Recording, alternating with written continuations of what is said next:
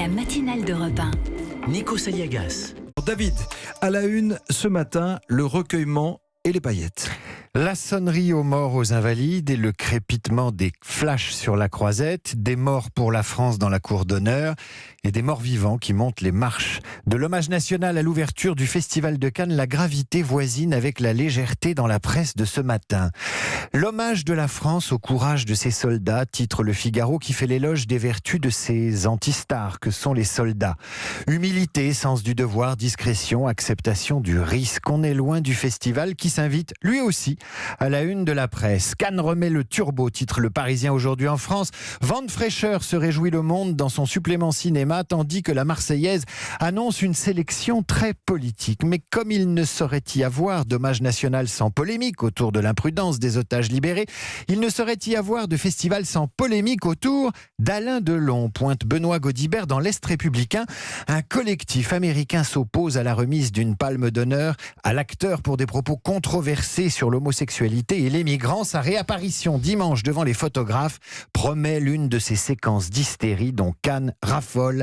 Vous le voyez ce matin, entre hommage national et festival, la presse fait le grand écart.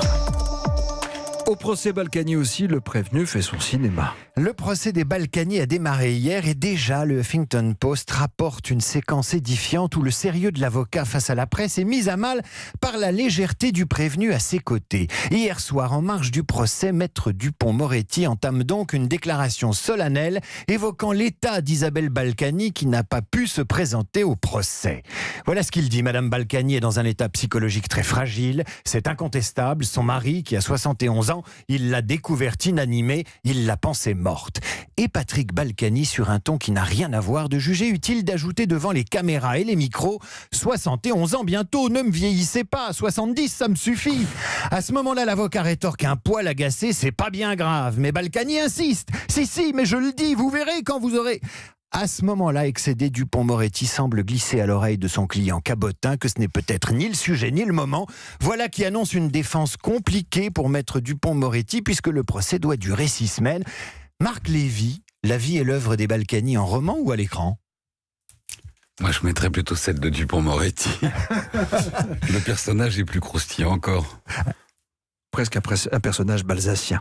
Un autre sujet à la fois sérieux et léger ce matin. C'est sérieux comme l'écologie et léger comme du plastique. Ce sont les emballages. Aujourd'hui, annoncent les Échos, les grandes firmes agroalimentaires lancent un plan pour échapper à l'interdiction des emballages plastiques. Unilever, Danone, Coca-Cola et Carrefour critiqués par les associations parce qu'ils inondent le marché de bouteilles, de pots et autres flacons, oseront des solutions. Chez Danone, la vente d'eau minérale représente 18% des ventes. Chez Coca, les bouteilles en plastique, 50%. Ces multinationales risquent des plastiques attaques, des commandos anti-plastique les interpellent alors que l'Union européenne a déjà interdit les couverts, les sacs, les gobelets en plastique d'ici 2020. La réponse, moins de plastique dans les bouteilles, des emballages entièrement recyclables jusqu'à des contenants réutilisables comme autrefois la bouteille de lait. Les grandes surfaces s'y mettent aussi et bientôt un projet de loi anti-gaspi et un système de bonus-malus sur les plastiques d'emballage jusqu'à 10% du prix du produit. Ce sera bientôt la fin du film. Pas le film de cinéma à Cannes, mais le film plastique. Le concombre ou le plateau à raclette chez Carrefour. Non plus, rappellent les Échos. Marc Lévy, le plastique, vous êtes accro ou vous avez décroché ? Non, à la maison, on a décroché depuis super longtemps. On a arrêté depuis des années de consommer de l'eau en bouteille en plastique. Et on s'est rendu compte que sur un foyer de 2 parents et donc 2 enfants à la maison, l'économie c'était 1700 bouteilles d'eau en plastique par an, c'est énorme. Quand vous les mettez à la poubelle, c'est colossal. Et pareil avec le film plastique, on recouvre jamais les aliments avec du film plastique. Enfin, il y en a qui vous diront que c'est de l'écologie bobo, mais je trouve que si chacun à notre échelle, en tant que consommateur, on arrête un certain nombre de choses. Et par contre, il faut aussi être très attention. Moi, j'ai éliminé les produits suremballés. C'est hallucinant quand vous achetez C'est vrai que quand vous achetez, par exemple, je vous dis n'importe quoi, mais des abricots secs et qu'autour, il y a plus de plastique que d'abricots secs, non, finalement... Protéger la planète, oui, et on commence à le faire chez soi, tout simplement, avec des gestes du quotidien. On va terminer avec une étrange cérémonie, David Abiker, ce matin. Pas à Cannes, une cérémonie d'une rigueur extrême orientale qui a lieu chaque fois que le Japon change d'empereur, nous dit ce matin la rubrique insolite de l'AFP. Les membres du palais impérial déterminent le lieu où l'on fera pousser le riz destiné à nourrir Naruhito, le nouvel empereur. Alors comment procède-t-on ?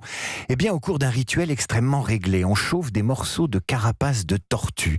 La chaleur fait apparaître ce qui ressemble à une carte sur laquelle on détermine le lieu de culture du riz impérial. Verdict, le riz impérial sera récolté dans l'ancienne capitale Kyoto, ainsi qu'au nord de Tokyo, dans la préfecture de Tochigi. Mais là encore, malgré la tradition ancestrale, il y a polémique. Les tortues élevées spécialement pour la cérémonie sont issues d'une espèce protégée. Encore un conflit entre le passé et le présent. Merci beaucoup. C'était la revue de presse de David Abiker.